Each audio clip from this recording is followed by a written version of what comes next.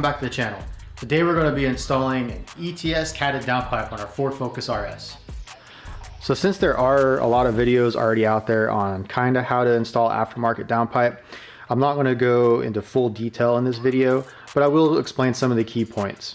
You will need to remove the intake, the battery, and the battery box. This will gain you access to the factory O2 connectors and also the two bolts that connect the downpipe to the turbo. You will also need to remove the cowling, which we already have removed. This will help you gain a little more access to help guide the downpipe when you're installing it. So I want to go ahead and do this the easy way.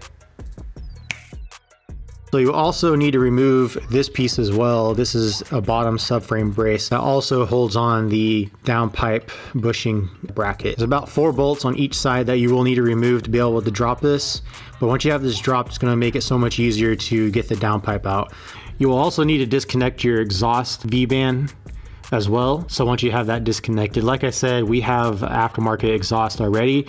So we'll just go ahead and take these two off, and that'll give us plenty of room to pull the downpipe out.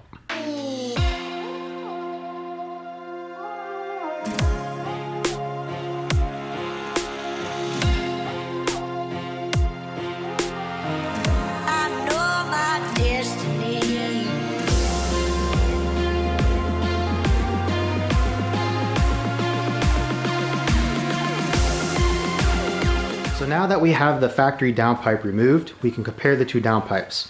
And as you can see, the ETS does have quite a bit smaller catalytic converter, but it is a high flow catalytic converter, which will help with exhaust flow. You can also tell that the factory downpipe does taper down in exhaust diameter compared to the ETS, which is a 3-inch all the way through. And this really will help exhaust flow as well. Also, that the ETS is a little bit longer, which will delete the V-band part of this downpipe, which is kind of a pain to put on, and it does leak quite a bit, especially when you take it on, take it off. So I will be pretty happy to put this on instead, so it's just a slip over with the clamp. So another thing you will need to transfer over is the exhaust bracket. Also, you will need to transfer over the two O2 sensors off the OEM downpipe to the new downpipe. I do recommend doing these one at a time so you do not misplace location of these O2 sensors, as it does matter. So with that said, we're going to transfer the two O2 sensors and then get this downpipe installed. Now that we have the ETS downpipe installed, we did have to remove the O2 sensor to actually get it in and hooked up to the turbo. Everything's bolted up and is ready to go. We're going to finish putting the bracing on, and then we have to cut the tube that goes in here. Now our exhaust is a thermal R&D, which came with a sleeve. And as you can see, it does have the factory V-band gasket, which we'll be cutting off to fit in between the two. That'll be one of the last things that we do, and then we'll just clamp it on and put the compression clamp on it, and we should be good to go.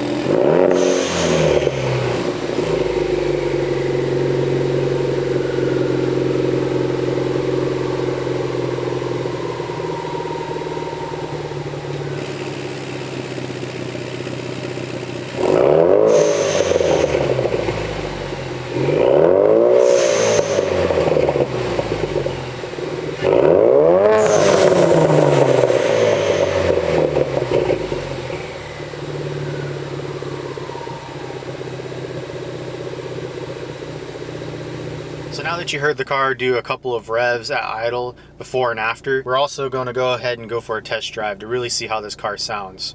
Probably roll through the gears and see if there's any kind of drone, and to see really just how much louder it sounds inside the cabin. So I have several cameras set up, so we'll go ahead and see how this sounds. Right now I'm just going about part throttle, just rolling through the gears to really see if there's any drone or any excess noise. But right now, so far so good, so we'll go ahead and find us a good stretch of road.